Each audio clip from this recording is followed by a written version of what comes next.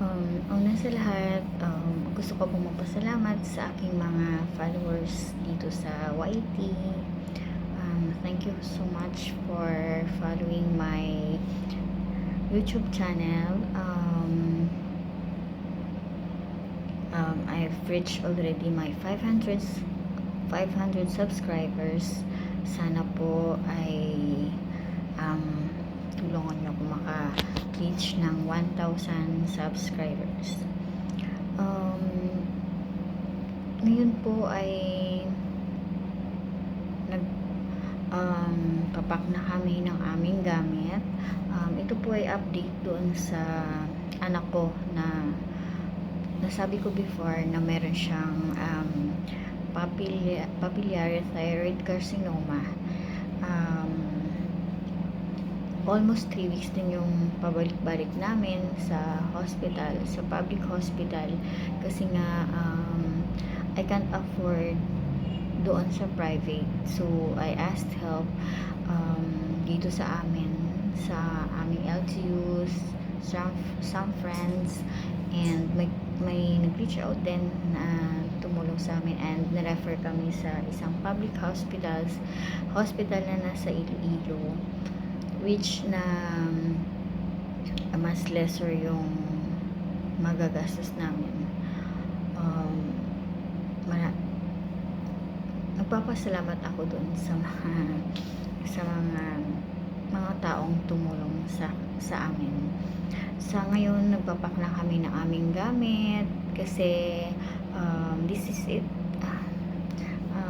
Si Angel naka-receive ng message from her doctor yesterday na bukas, Monday, September 16, bukas, Monday, September 16 ay kailangan niya nang ma-admit sa hospital kasi sa Wednesday na, September 18 na yung kanyang operation. Of course, kinakabahan ako para sa anak ko, and but alam ko andyan si Lord para tulungan kami, and ang dami niyang sinend sa amin para tumulong. Kapit lang talaga kay Lord, tiwala lang talaga. Sana I'm praying for a successful operation, and I'm praying na sana non-cancerous yung bukol na makuha sa kanyang ang leeg, para at least nakuha na siya, and sana po hindi siya cancerous. So guys, I'm asking for your prayers na sana maging okay ang lahat, and mabalik sa normal ang lahat. Alam ko hindi binigay ito sa akin ng Diyos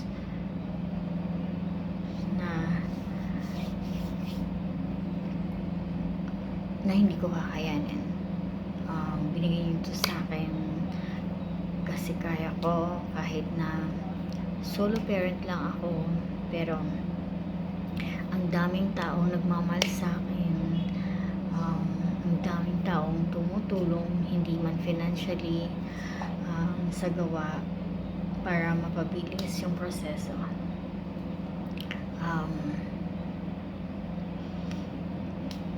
Thank you so much, and I'll update you soon after the operation.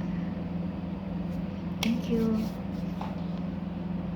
At thank you pala doon sa mga nanonood ng aking videos, especially sa aking mga